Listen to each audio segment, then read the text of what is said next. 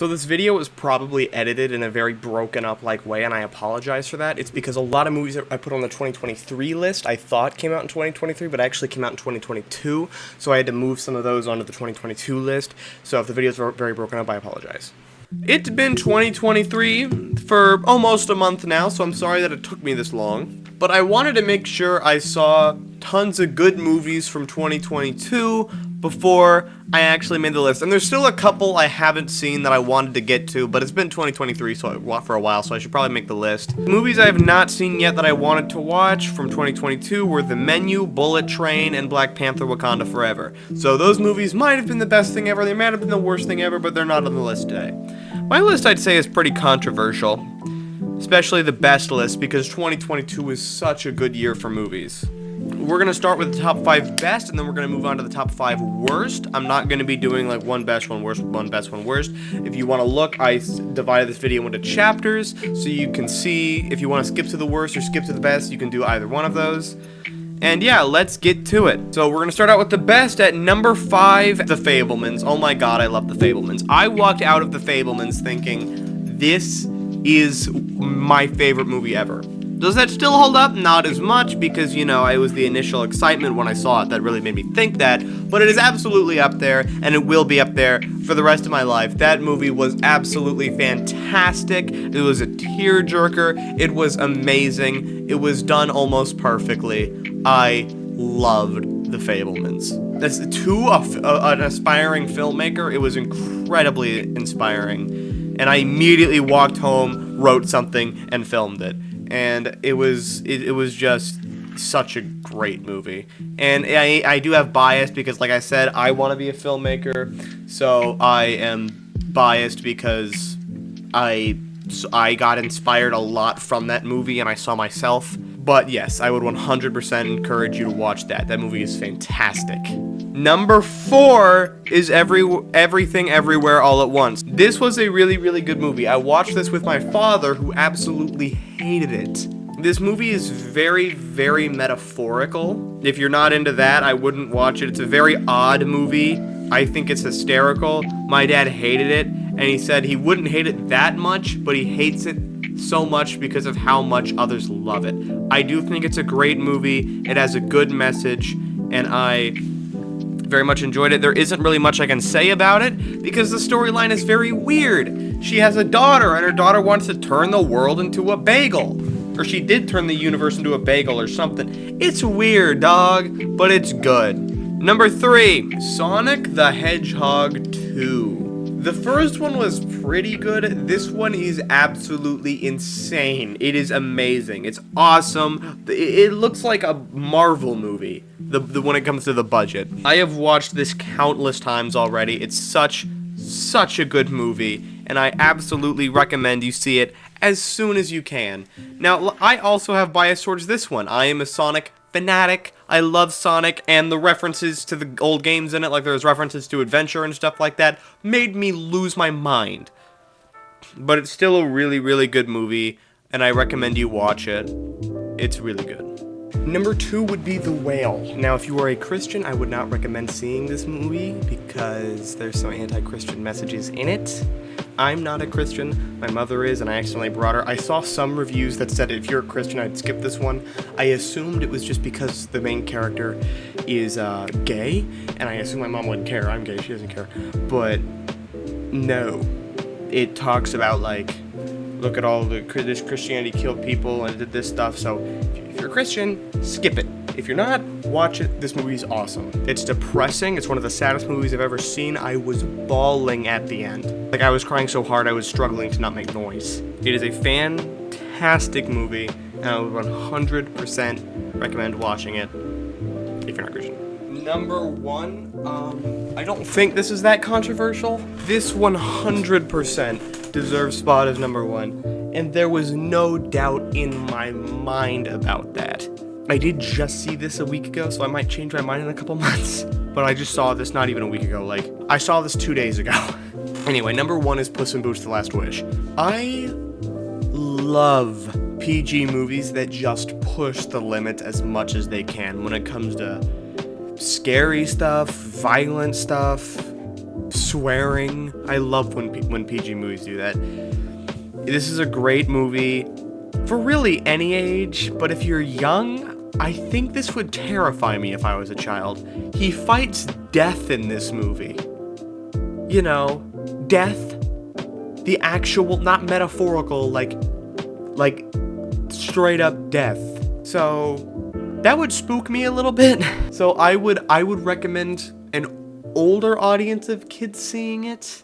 I would not show this to a 4-year-old. That is absolutely the best movie of the year. I recommend watching that over anything else I've seen. It's such a good movie, and I will show that to everybody I know.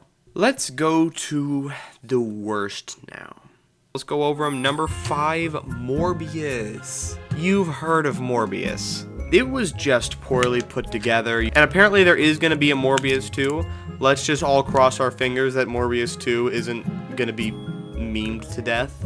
And number 4 would probably be The Sun. The Sun was not good. The Sun is a movie about some kid with depression. Depression is poorly executed in this movie, like what depression is actually like. The doctor acts unrealistic. The parents act unrealistic. I'm not saying it wasn't absolutely terrible, but it definitely wasn't good. At the end, spoiler alert, at the end the kid shoots himself, and the kid walks through the door and said, "Hey Dad," and the dad's like, "Yeah, what's up son, come in." And I'm thinking like, and for the whole like 10 to 15 minutes, he's like, "I'm getting married and I have this book." And for the whole 10 to 15 minutes, you know, I'm thinking, how do you survive a gunshot? Like if he tried to kill himself, I'm guessing he shot himself in the head. How do you survive that? And then, you know, then it goes on to show that, oh, he's just imagining it. The kid is actually dead. You can't do that for like 15 minutes. Maybe 2 maximum, not 15. It was probably closer to 10, but still. Number 3 would be Jurassic World Dominion. That was just poorly written. You could tell they just kind of threw it together because they put a bunch of big names in it. And that was it. That was the only redeeming factor. That's the only reason people went to see it. That's the only reason they even thought of writing it in the first place, is because like, well, we got the big names, so let's just throw a story around those big names. I watched it twice, and it just was not great. It was just, the story didn't make sense. It was just bad all around. There's not really much I can say other than the story didn't make sense. That's my main complaint with it. It was unrealistic and it didn't make sense. Also, quick editor's note, this scene desperately needs music, okay? Look how awkward this scene is without music.